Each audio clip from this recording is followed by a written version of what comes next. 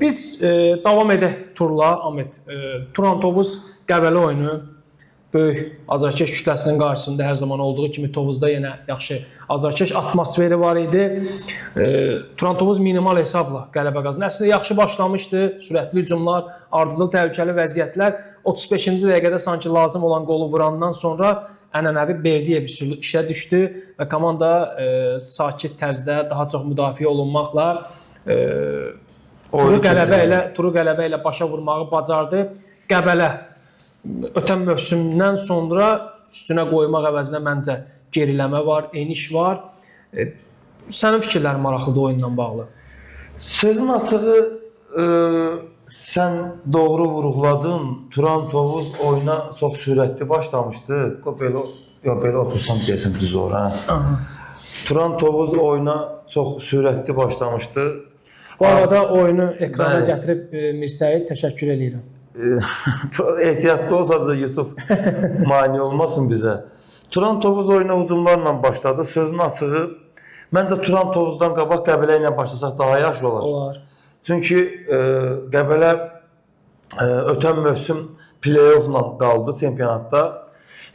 Sözün açığı, mən fikirləşirdim ki, Qəbələdə bu mövsüm artıq çempionat bitəndən sonra transfer çalışmalarında daha sürətli başlayarlar. Çünki artıq bu onlar üçün bir siqnal idi. Yəni ötən mövsüm ki, komandanın play-offa, düzdür, Qəbələ 1-ci liqadan vəsiqə qazanmışdı Premier Liqaya. Amma sözün açığı, oynadıkları oyun məncə onların play-off üçün deyildi. Yəni Qəbələ çempionatda məsəl üçün 6, 7, 8-ci yerləri tuta biləcək bir oyun oynayırdı.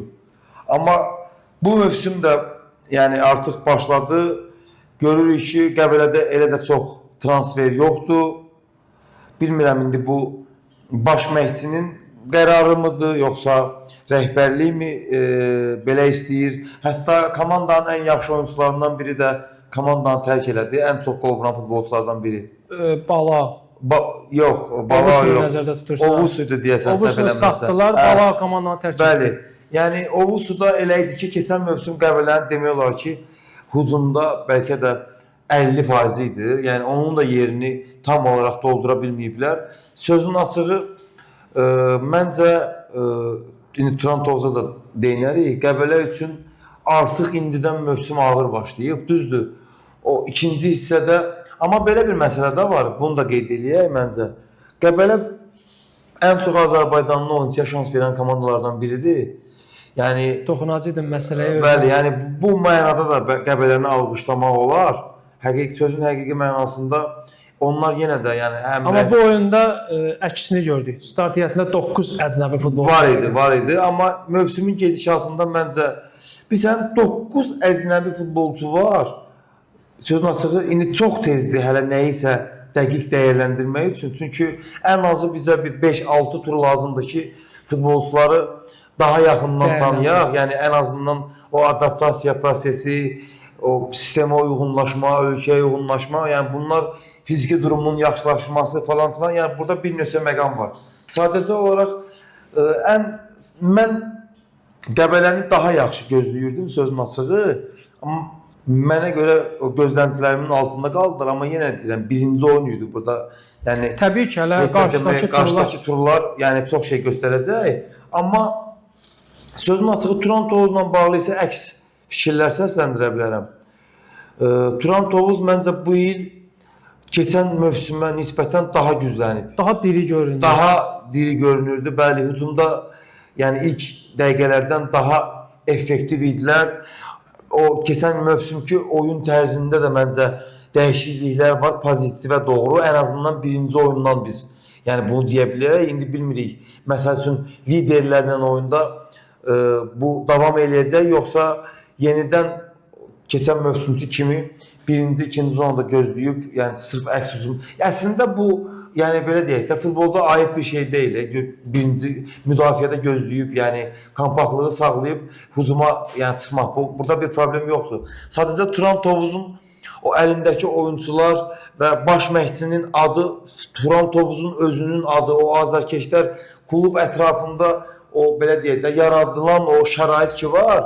Yəni o baxımından Turan Tovuzdan bəlkə də çoxları daha yaradıcı, daha estetik futbol gözləyir. Təbii. Məni Ahmet üzən nə oldu? Meydana çıxan 22 futbolçudan start heyətində 20-si legioner idi. Amma gəl razılaşaq ki, meydanda o keyfiyyəti ala bilmədik. O keyfiyyətli futbolu görə bilmədik. Təəssüf eləyirəm buna. Halbuki qeyd olunurdu ki, əcnəbilərlə keyfiyyət qalxacaq. Təbii ki, birinci turda biz sırf bu oyun üzərindən danışırıq. Təbii ki, sırf bu oyun üzərindən danışırıq ki, amma ən azından hansı şartları almalıydıq. Ümid edək ki, növbəti turlar yanıldacaq klublar bizi. Turan Tovuz komandasından Tavareşi xüsusi qeyd eləyərdim. Ötən mövsümü Zədə özündən boşa verdi. Amma birinci oyunda çox yox, orta xəttdə. Orta xəttdə çıxış eləyən ötən mövsümü Zədə səbəbindən boşa verdi. Çox yaxşı keyfiyyətli futbol oynadı. Bu oyunda xüsusilə Serrano ilə yaxşı tandem təşkil edə bildilər.